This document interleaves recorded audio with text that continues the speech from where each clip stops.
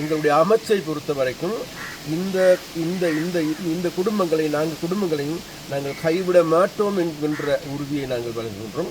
அந்த வகையில் இன்றைக்கு நாங்கள் எங்களால் இயன்ற உதவிகளை செய்வதற்கும் அவர்களை பார்ப்பதற்கும் அவர்களுடைய துன்பங்களை பரிமாறிக்கொள்வதற்கும் மேலதிகமாக அவர்களுடைய பிரச்சனைகளை கேட்பதற்கும் கேட்ட அந்த பிரச்சனைகளுக்கான தீர்வினை பெற்றுக் கொடுப்பதற்கு ஏதுவான நடவடிக்கைகளை எடுப்பதற்காகவே நாங்கள் இன்றைக்கு இந்த இதில் கலந்து கொண்டோம்.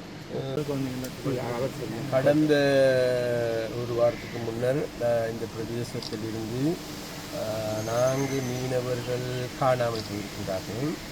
அது என்ன நடந்தது என்று இதுவரைக்கும் தெரியாது. அதனால் அது சம்பந்தமாக இதுவரைக்கும் உறுதியான முடிவினை அறிவிக்க முடியாத ஒரு நிலைமை இருக்கிறது. இருந்த போதிலும் கூட கடந்த ஒரு வாரங்களாக என்னால் இந்த நிகழ்வுகளுக்கு அல்லது இவர்களுடைய துன்பங்களோடு என்னால் நேரடியாக பகிர்ந்து கொள்ள முடியாத ஒரு சூழ்நிலை ஏற்பட்டிருந்தது. அதற்கான காரணம் நான் வெளிநாடு சென்றிருந்ததன் காரணமாக நேற்று இரவு தான் நான் வெளிநாட்டிலிருந்து வந்தேன். வந்த உடனே திரும்பி நேரடியாக ஏர்போர்ட்டிலிருந்து இங்கே தான் வந்து தந்தேன்.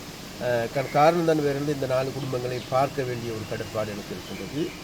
யார் எந்த விதமான குற்றச்சாட்டுகள் முன்வைத்தாலும் கூட நான் கடற்தொழில் அமைச்சர் என்ற வகையில் எனக்கு ஒரு கடப்பாடு இருக்கின்றது. எங்களுடைய அரசாங்கத்துக்கும் ஒரு கடப்பாடு இருக்கின்றது. நாங்கள் மக்களுக்காக உருவாக்கப்பட்டிருக்கின்ற அரசாங்கம்.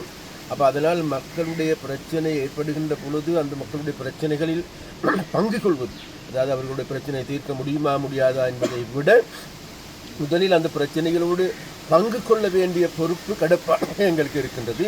அந்த வகையில் இன்றைக்கு இந்த சம்பவங்களுக்கு உள்ளாகி இன்று காணாமல் போய் இருக்கின்ற அந்த குடும்பங்களை பார்த்து அவர்களுக்கு ஆறுதல் சொல்வதற்கும் அதே போன்று அடுத்த கட்டமாக அவர்களுக்கான தேவைகளை பூர்த்தி செய்வது எப்படி, அவர்களுக்கின்ற தேவைகள் என்ன, அவைகளுக்கு இன்றைக்கு படகுகள் இல்லாமல் போயிருக்கின்றது. அப்போ அந்த படகுகளுக்கு பதிலாக ஒரு புதிய படகுகளை பெற்றுக் கொடுப்பது இல்லையா என்று சம்பந்தமாக ஆராய்வதற்கு, அதே போன்று ஒரு சிலர் படகுகளை வங்கி கடன் மூலமாக பெற்றிருக்கின்றார்கள். அப்போ அந்த வங்கி கடனை திருப்பி செலுத்த முடியாமல் இருக்குமாக இருந்தால் அதற்கு ஏதாவது ஒரு நிவாரணத்தை பெற்றுக் கொடுக்க முடியுமா என்பதை பார்ப்பதற்கும், அது மாத்திரமல்ல அவர்களுடைய ஒரு சில குடும்பங்கள் பிள்ளைகள் இருக்கின்றார்கள், படிக்கின்றார்கள்.